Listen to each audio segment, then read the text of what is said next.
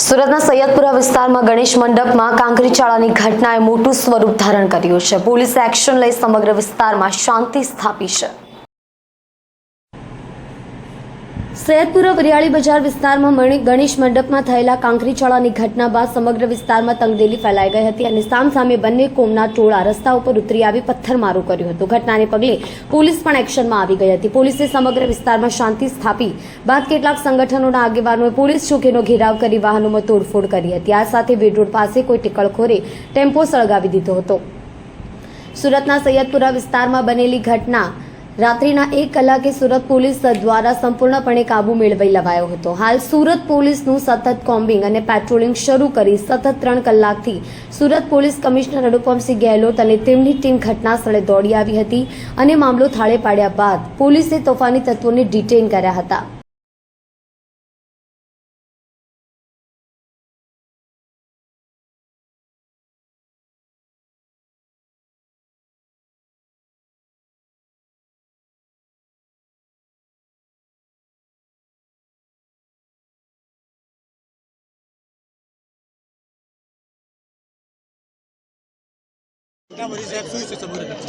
हिंदी में गुजराती में कोई भी चलेगा सर।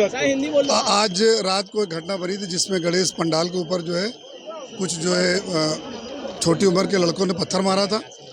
जो पुलिस बंदोबस्त में थी उन बच्चों को वहाँ से तुरंत लाया गया जो है। उसके बाद जो लोगों की रजूआत करने के लिए भीड़ इकट्ठा हुई, उस समय दरमियान जो है मामला बिचका जो है और आमने सामने से पत्थर मारा चालू हुआ, जिसमें पुलिस के अधिकारी जवानों को भी इंजरी हुई। उसके बाद पुलिस ने जो बल प्रयोग करना था, टीयर गैस छोड़ना था, लाठीचार्ज किया गया और अभी पूरे एरिया में जो अलग अलग जगह से टीमें बुला के डिप्लॉय किया गया और हमारी कॉम्बिंग ऑपरेशन चालू है जो है। और उसमें हम लोगों ने बहुत सारे आरोपियों को पकड़ा है। हमारे पास सीसीटीवी का फुटेज है और हमारे पास जो वीडियो कैमराज बहुत सारे अधिकारियों और मीडिया के मित्रों के भी तरफ से भी हमें जो वीडियोस मिल रहे हैं उनके हिसाब से हमारी जो सही आरोपी है उनको हम लोग पकड़ के और उनको बराबर कड़क से कड़क सजा हो, इस तरह से जो पूरी पुलिस जो है सूरत शहर पुलिस कामगिरी कर रही है। और आने वाले समय में भी जो सब त्योहारों का सीजन है जो है उसमें कोई भी प्रकार के हम लोग जो इस चमरबंदी या जो जिस तरह से लुख्खा तत्वों ने किया है उनको हम लोग छोड़ेंगे नहीं।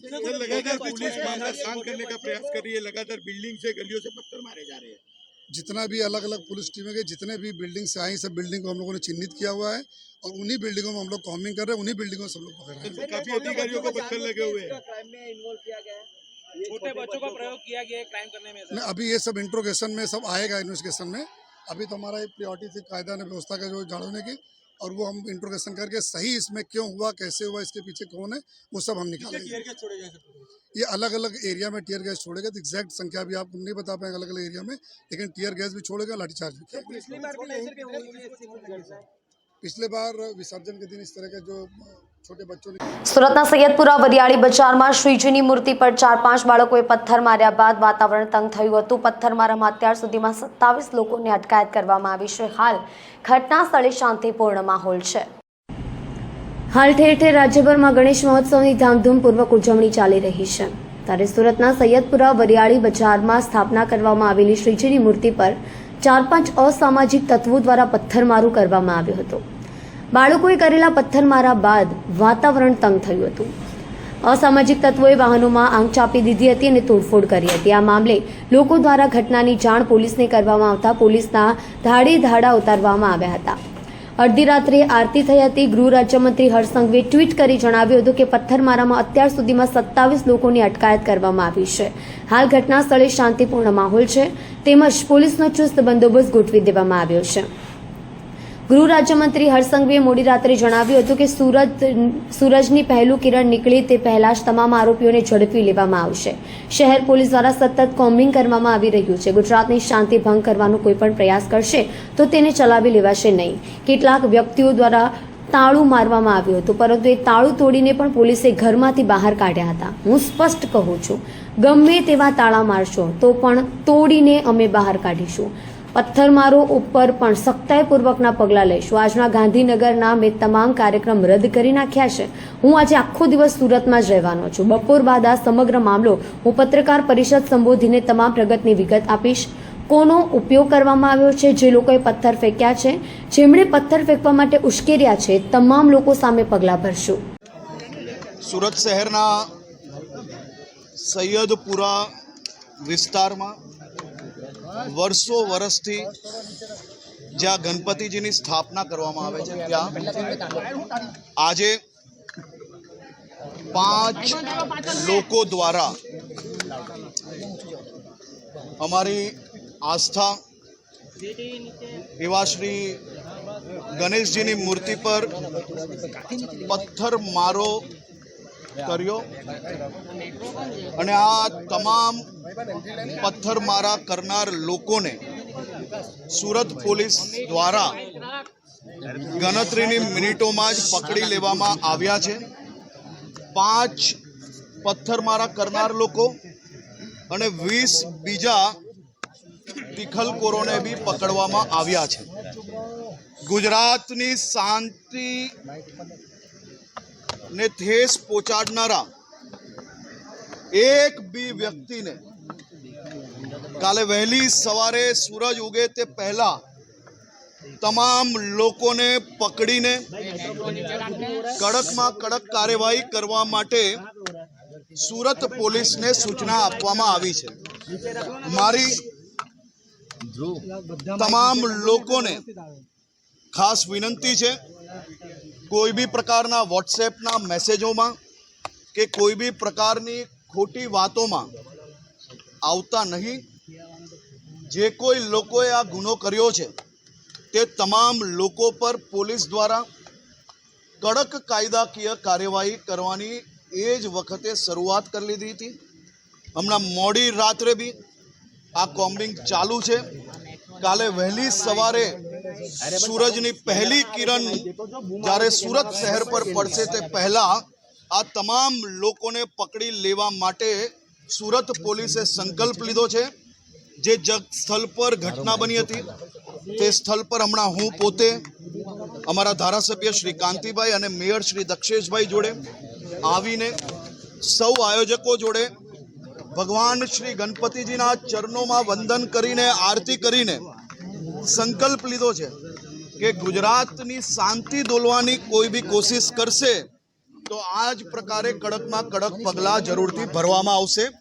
આપ સૌ લોકો સંપૂર્ણ શાંતિ જાળવી વિશ્વાસ રાખજો. વહેલી સવારે સૂરજની પહેલી કિરણે આ તમામ લોકો પોલીસના હવાલે જેલના હવાલે બંધ થાય તે પ્રકારની વ્યવસ્થાઓ કરવામાં આવી છે. સુરતમાં આગ લાગવાની ઘટના યથાવત છે. ઉધના રોડ નંબર 8 ઉપર સાંઈબાબા મંદિરની ગલીમાં ભયંકર આગ લાગતા અફરાતફરી મચી ગઈ હતી. ઉધના ઉદ્યોગનગર રોડ નંબર 8 જય ડેકા પ્લોટ નંબર 19 પર આવેલા સાંઈબાબા મંદિરની ગલીમાં ભયંકર આગ લાગતા અફરાતફરી મચી ગઈ હતી. આગે ભયાનક સ્વરૂપ ધારણ કરતા દૂર દૂર સુધી ધુમાડાના ગોટે ગોટા જોવા મળ્યા હતા. ફાયર બ્રિગેડના અધિકારીઓએ જણાવ્યું હતું કે ગત મોડી રાત્રે ઉધના ઉદ્યોગનગર રોડ નંબર 8 જય ડેકા પ્લોટ નંબર 19 પર આવેલા સાંઈબાબા મંદિરની ગલીમાં આગ લાગી હોવાનો કોલ મળ્યો હતો. આગનો કોલ મળતા જ ફાયરની ટીમ દોડી આવી હતી. આગ ઉપર કાબુ મેળવ્યો હતો. હાલ આગમાં કોઈ જાની નોંધાઈ નથી. સર રોહિત ખલાસી, આપ છો મારા સિનિયર અધિકારી અક્ષયભાઈ પટેલ સાહેબ. કઈ જગ્યા પર શું ઘટના બની હતી? રોડ નંબર 9 ઉધના ખાતે, રોડ નંબર 8 ખાતે ડેકા મિલ છે, કાપડનું પ્રેસ છે અને એમાં મશીનો છે, પ્રેસ મશીનો. એમાં થોડી આગ હતી અને ટાંકાઓ બળી ગયા છે. 4-5 મશીનોને નુકસાની થઈ છે આગથી. કોઈ જાનહાનિ એવું કંઈ? ના, જાન એવું કોઈ નથી. અંદાજે કેટલાનો માલ બળી ગયો છે? અંદાજિત તો નુકસાન આમ તો આપણે કંઈ માલિકને પૂછ્યા વગર કહી શકીએ એવું નથી. ફાયર સેફ્ટીના સાધનો અહીંયા હતા? ફાયર સેફ્ટીના સાધનો તપાસ કરવી પડશે, અમારે જોઈ લઈશું અમે છે કે નહીં. કોઈ અન્ય કોઈ એવી માહિતી મળી હશે કે જેના કારણે આગ લાગી? ના, હાલ તો કશી એવી માહિતી છે નથી. કયા કયા ફાયર સ્ટેશનમાંથી અને કેટલી કેટલી ગાડીઓ આવી? Udhna fire station, Majura fire station, Mandarwaja fire સ્ટેશનથી કુલે 7 જેવી ગાડીઓ આવી છે અને રિટર્નમાં અમે 1 ગાડી ડુંબાલથી મંગાવી છે. કેટલા વાગ્યાનો કોલ હતો? 9 વાગ્યાનો કોલ હતો અને હમણાં આગ કેટલા? હાલ 10 વાગ્યા છે એટલે 1 કલાકમાં ટોટલ કામગીરી પૂરી કરી નાખી છે. હમણાં સંપૂર્ણ આગ કાબૂમાં છે? હાજી. સુરતના સૈયદપુરા પમ્પિંગ પાસે મોડી રાત્રે ગણપતિ પંડાલમાં કાંકરી ચાળાથી તંગદિલી સર્જાઈ ગઈ હતી, જેમાં આજે સુરત મહાનગરપાલિકા દ્વારા રસ્તા પરના દબાણો બુલડોઝર ફેરવ્યું હતું. લાલગેટ પોલીસ સ્ટેશનની હદમાં આવેલા ગણપતિ પંડાલ પર પથ્થરમારો થયા બાદ મહાનગરપાલિકાનું બુલડોઝર ફરવા લાગ્યું હતું. જે જગ્યાએ પથ્થરમારો થયો હતો તે જ જગ્યાએ જમીન પર અતિક્રમણ કરવામાં આવ્યું હતું. સુરત મહાનગરપાલિકાની દમન ટીમે પહોંચીને કાર્યવાહી કરી હતી. લારીને તેની કસ્ટડીમાં લઈ લીધી હતી. બીજી તરફ મહાનગરપાલિકાની જગ્યા કબજે કરવા માટેના અડ્ડા તોડીને આ જગ્યા પોતાના કબજા હેઠળ લેવામાં આવી છે. ચુસ્ત પોલીસ બંદોબસ્ત વચ્ચે ભૂપેન્દ્ર પટેલનું બુલડોઝર દોડ્યું હતું. જે રીતે બાળકોએ પંડાલ પર પથ્થરમારો કર્યો હતો તેના પર સરકારે કાર્યવાહી કરી હતી. પોલીસે 30થી વધુ લોકોની ધરપકડ કરી છે. 3 કેસ પણ નોંધાયા છે. ગણપતિ પંડાલમાં જારી કરવામાં આવ્યું હતું, જેને લઈને સમગ્ર વિસ્તારમાં હાહાકાર મચી ગયો હતો અને બંને ફોર્મના ટોળા સામે આવી જતા પથ્થરમારો થયો હતો. પથ્થરમારામાં કેટલાક પોલીસો પણ ઇજાગ્રસ્ત થયા હતા અને સામે પથ્થરમારા થતાં લોકટોળો વિફર્યો હતો, જેને લઈને પોલીસે પણ હળવો લાઠી ચાર્જ કરી લોકોને દૂર કર્યા હતા. આની સાથે સાથે આજે સુરત પોલીસ દ્વારા જે રસ્તા ઉપર અતિક્રમણ જે બનાવવામાં આવ્યું છે તેને લઈને પોલીસ દ્વારા આને પણ દૂર કરવામાં આવી રહ્યું છે. હાલ સુરત મહાનગરપાલિકાની ટીમ અને પોલીસ પ્રશાસન દ્વારા આ કાર્યવાહી કરવામાં આવી રહી છે. છેલ્લા કેટલાક સમયથી આ દબાણો અહીં કાર્યરત છે અને આ દબાણો દૂર કરવા સુરત મહાનગરપાલિકાની ટીમ પણ કાર્યરત છે. હાલ પોલીસે કુલ 27 જેટલા ઇસમોની ધરપકડ કરી છે અને સાથે સાથે તેની ઉપર કડક કાર્યવાહી કરવા ગૃહમંત્રી હર્ષ સંઘવી પણ ઉપસ્થિત રહ્યા હતા. સુરતના એમપી પણ અહીં ઉપસ્થિત હતા અને વિવિધ સંગઠનોના આગેવાનો પણ આ સ્પોટ પર પધાર્યા હતા અને લોકોને શાંતિની અપીલ કરી હતી. કેમેરામેન રફીક શેખની સાથે હું શરીફ શેખ, સુરત.